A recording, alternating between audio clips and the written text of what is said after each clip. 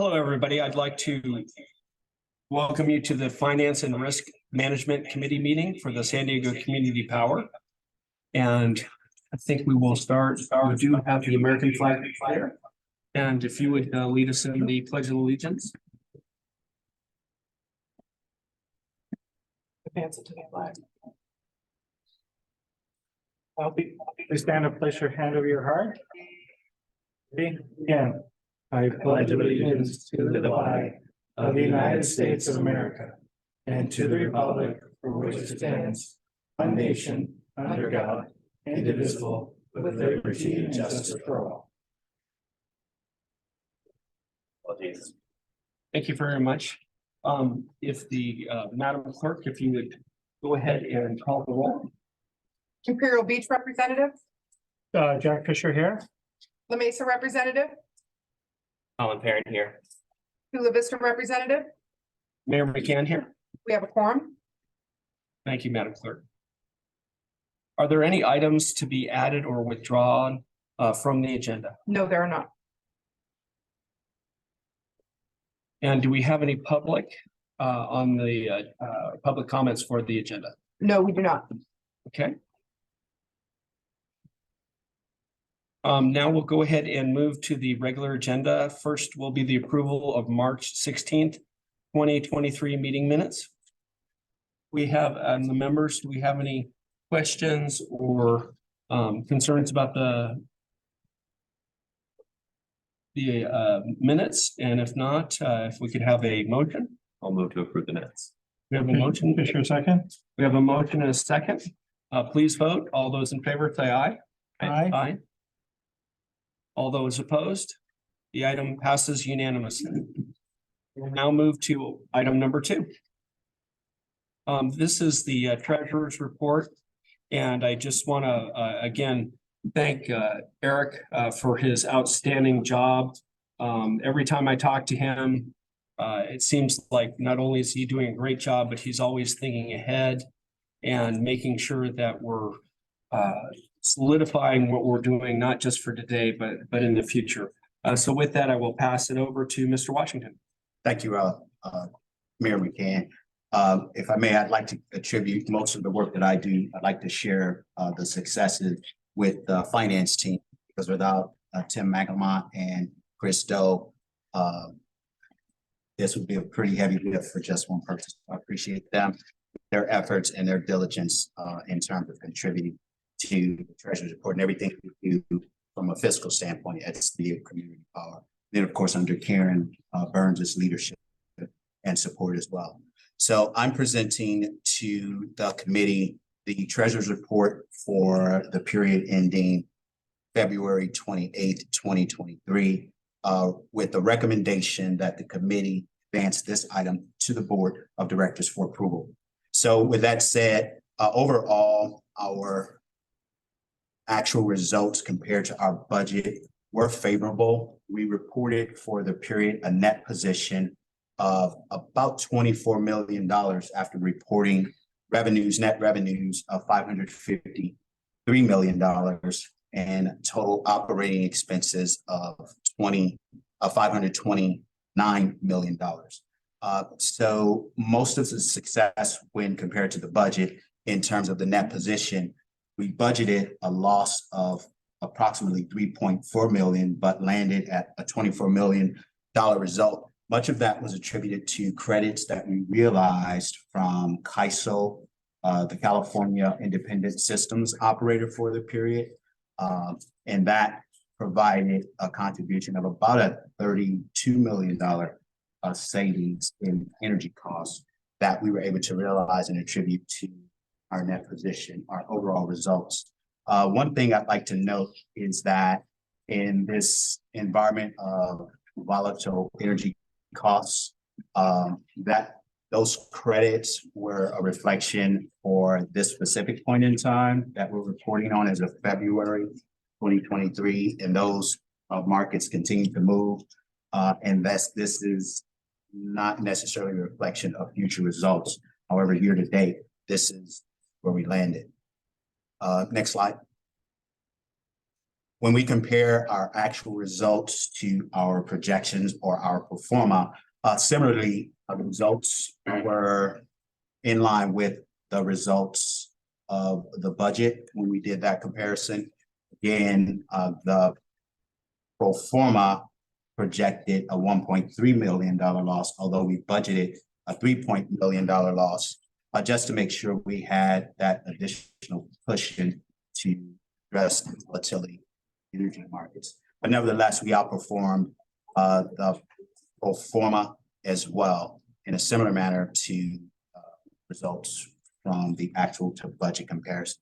And the bar charts, of course, is just a graphic depiction of where we landed with regard to revenues, expenses, and then our net position.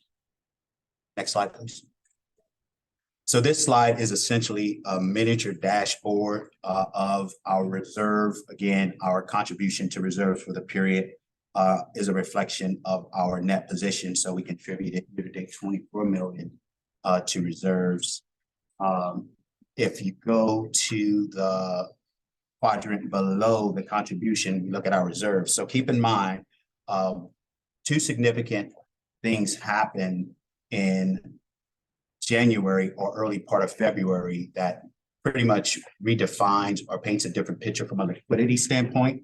You recall in January, the board approved the signing of a $150 million line of credit with JP Morgan. So that added to our access to liquidity year-to-date through February, plus the cash, unrestricted cash that we reported for the period as well. Our outstanding debt, the upper right-hand image, we had outstanding on the JP Morgan line of credit as of February 22nd, a debt balance of approximately $24 billion. And then the last image in the lower right-hand corner is a reflection of where we landed with regard to our cash position relative to our reserve target of 171 million. So we were about 38% of that goal in February of 2020. Next slide. This slide is a depiction of the trend analysis that we've run since the beginning of our fiscal reporting cycle in July, how we've trended with regard to our reserves. And again, the percentages or the blue portion of the candle of the bars reflect our actual cash position relative to our goal and where we landed in each of these periods from a year-to-date perspective, as well as the access that we had on the line of credit that we had. So you'll notice in February, the yellow portion of that bar jumps pretty significantly. Then this again reflecting going from a $50 million credit facility to a $150 credit facility that really positioned San Diego Community Power to be able to respond fiscally to affected events, including actions at the CPUC that might require a different financial security requirement, as well as being able to post collateral as needed as it relates to our contracts, as well as ISO requirements based on those served at any particular point in time. So this graphic is a new item that we've added to the Treasurer's report. We wanted to really kind of start to capture some of the things that are top of mind for the finance team in terms of risk. And one of the things we always want to make sure we are aware of and have visibility to participation rates. You'll note this graphic breaks down the participation rates among the jurisdictions or our member agencies, including the newest agencies, the City of National City and the city and the unincorporated portions of the county. Overall, our participation rates continue to be around the 95% mark overall.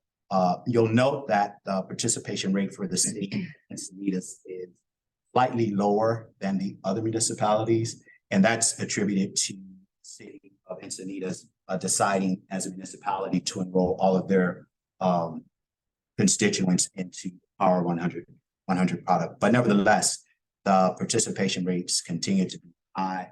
With newest enrollments, we'll continue to monitor those to see where we land with regard to participation rates. The expectation is that they'll continue to trend along the 95% participation rate.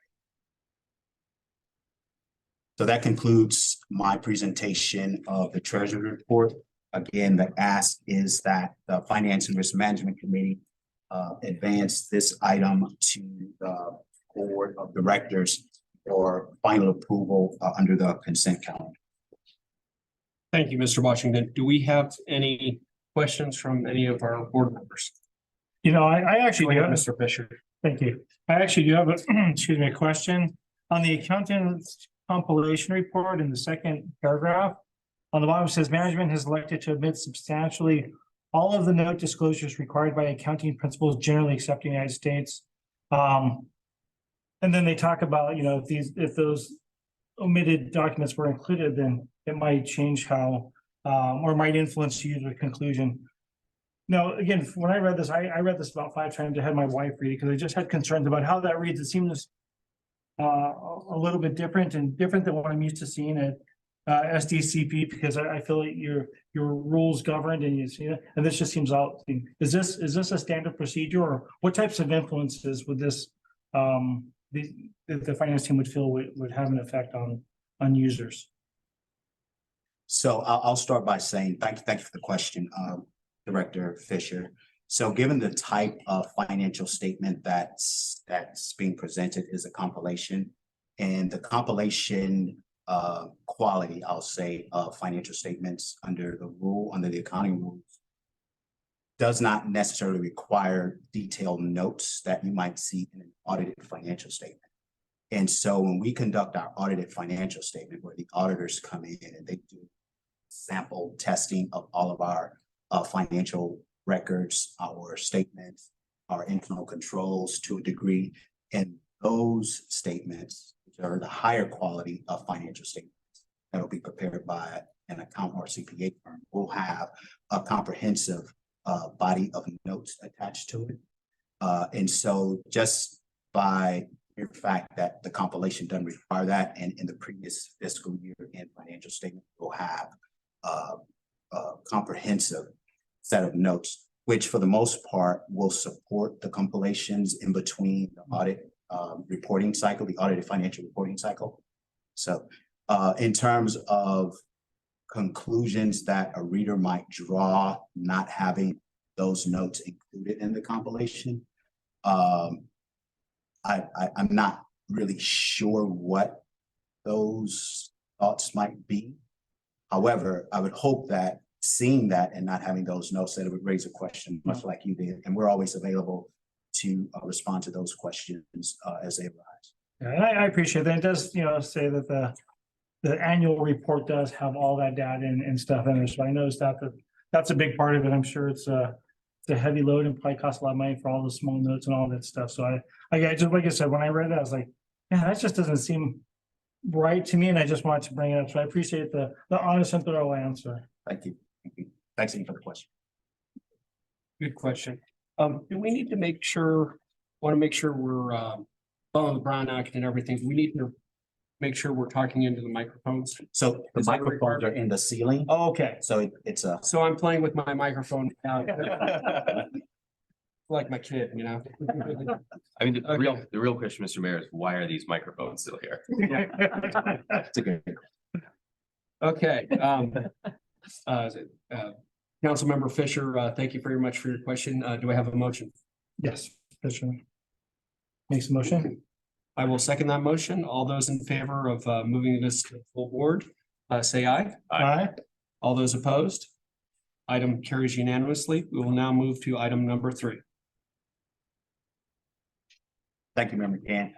Again, I'll be presenting item number 3 with a recommendation in that the Finance and Risk Management Committee recommends advancing this policy to the Board of Directors for approval at the upcoming board meeting. So I'd first like to start with just laying some background in terms of framework that contributed to the development of this policy and some of the roles and responsibilities that the board will have as it relates to the issuance of debt. So this slide points to citing from our joint powers agreement that will require a board vote for the issuance of any debt that San Diego Community Power may move forward in terms of requesting approval for issuances.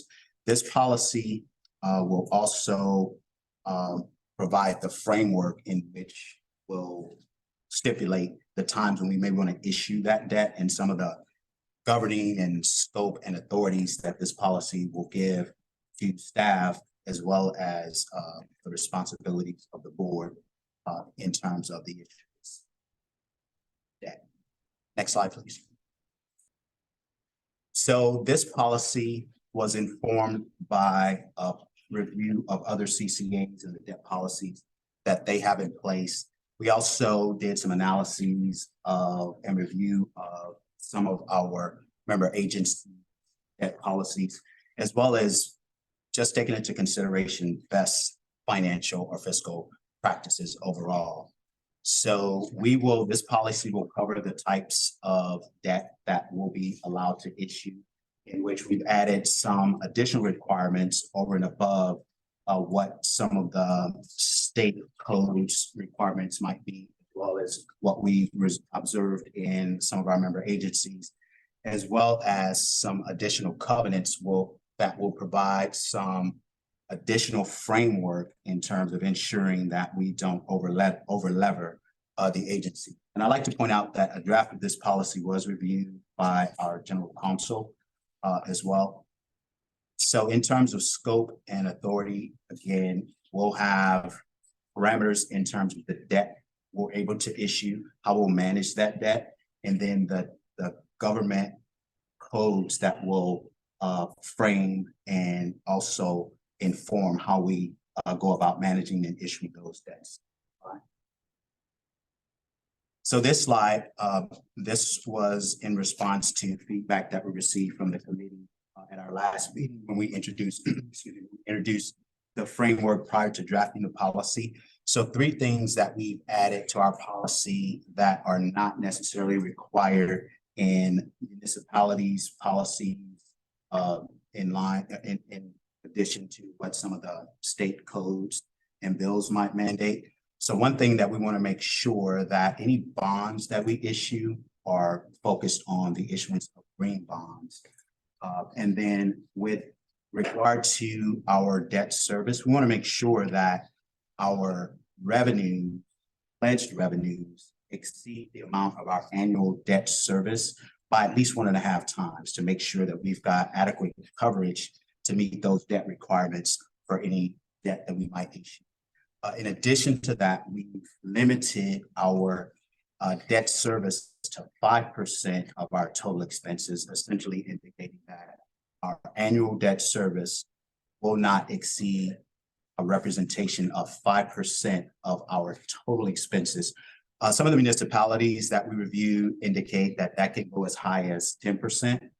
Perhaps at some point, as we continue to scale and expand our operations, we may come back to revisit and maybe revise the policy to give us more flexibility in terms of the total amount of debt that we issue, but it certainly wouldn't exceed 10%.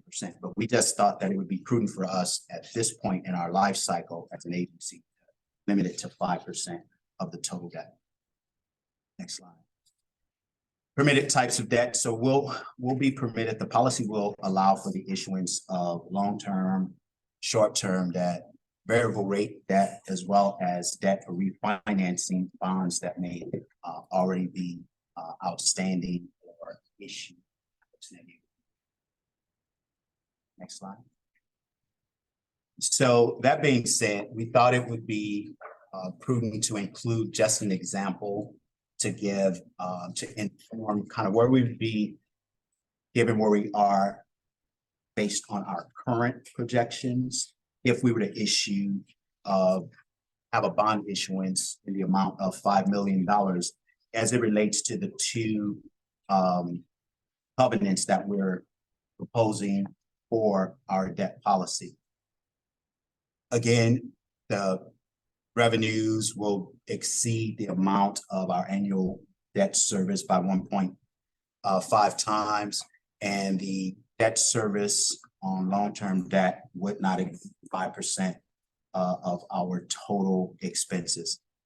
The next slide will give a mathematical depiction or an analysis of kind of where we would fall out. And I apologize for the debt service schedule, which is really relatively small and may be difficult to read. But essentially, we assume based on our fiscal year 24 projection that we would report a net revenue of $1.284 billion. And so based on the pledged revenue covenant, that would support the issuance of approximately $800 million in debt. In terms of the debt service, we would have our revenue would exceed that by 1.5 times. So 1.5 times would support the issuance of $8 billion in bond debt. The total expenses of $974,000, based on the example of a $500 million debt issuance, we would have debt service $40 million. And so we would be more than adequately covered in terms of that 5% threshold for the $500 million debt service. Next slide. So, Mr. Mayor, that concludes my presentation of the debt policy. I'll turn it back over to you. Thank you very much, Mr. Washington. Do any of the board members have any questions about the proposed debt policy? Yes, yeah, I guess I had a question. I'm just not really sure how to think about this. We have a $1 billion a year organization, 5% of but like large share, the overwhelming share of that revenue goes for energy procurement, right?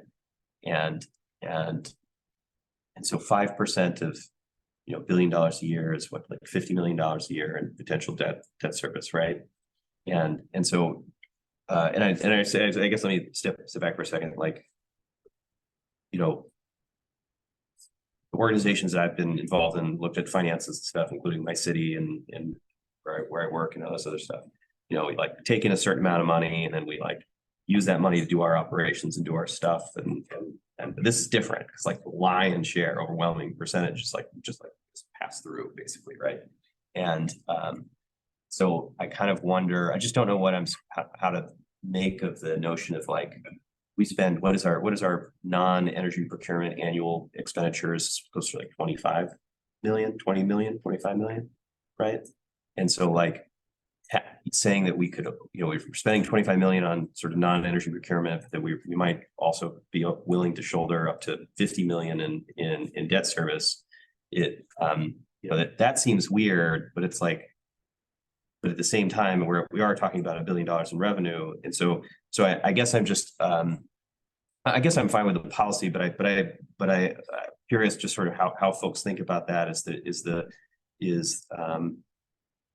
Does that 5% cap, is that something that's used in other organizations? Is it as relevant to ours, given that sort of very, sort of lopsided component of how our revenues and expenses are related? So anyway, so that's just kind of where I'm, I think it's, again, I'm fine with the policy, but I'm curious what your thoughts are on that, and that might inform future decisions about issuances for me. Yeah, no, Eric or Tim, do you have a? I'll start off, and then of course, Tim, you can chime in.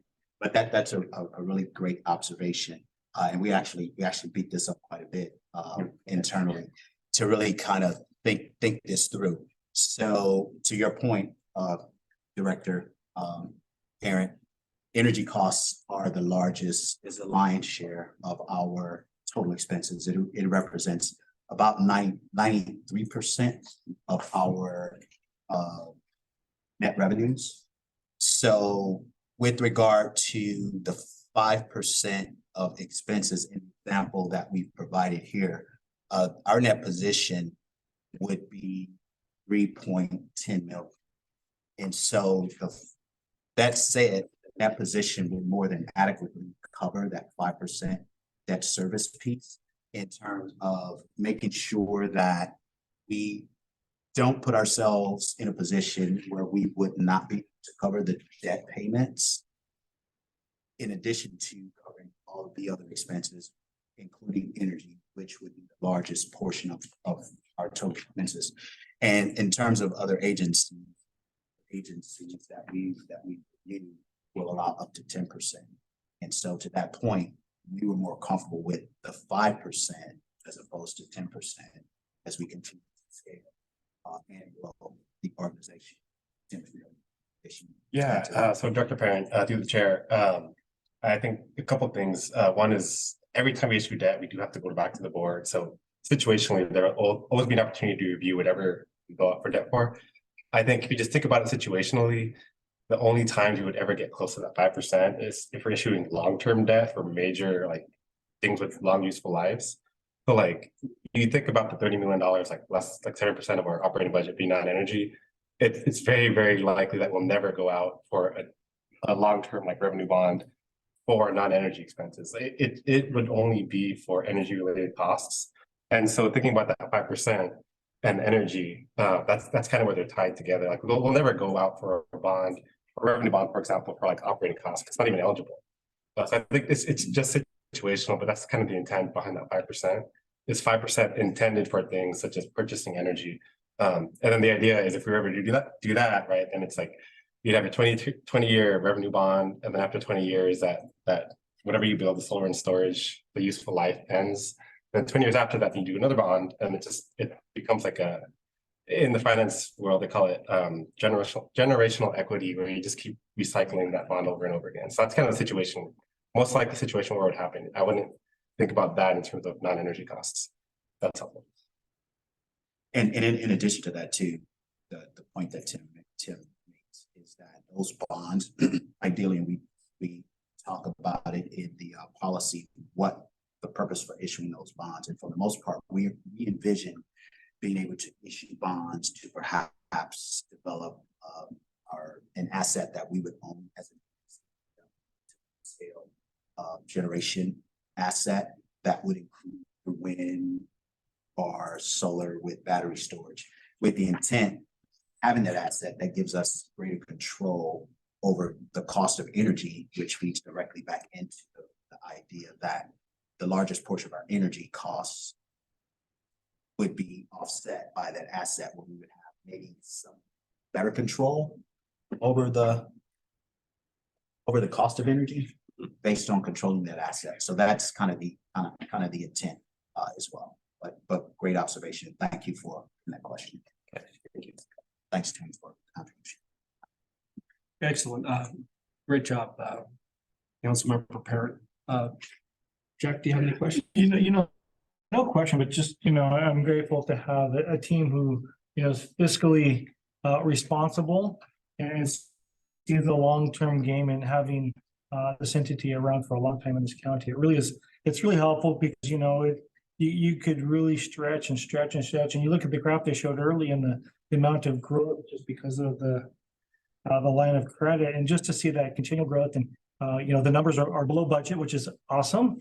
And I know that's because everybody's working hard. I noticed one of the expenses that was under budget was personnel and staff. So I know what that means to the team around us and the people who support them. So just grateful that that there's some financial prudency going on in this entity for sure.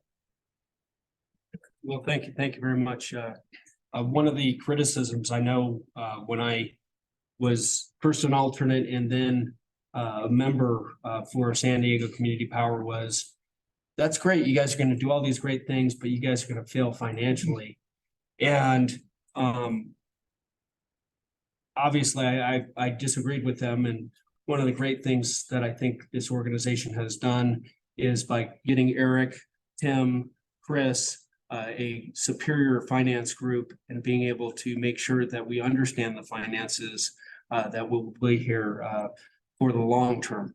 And I've always talked about this, that we're sort of a small growth company.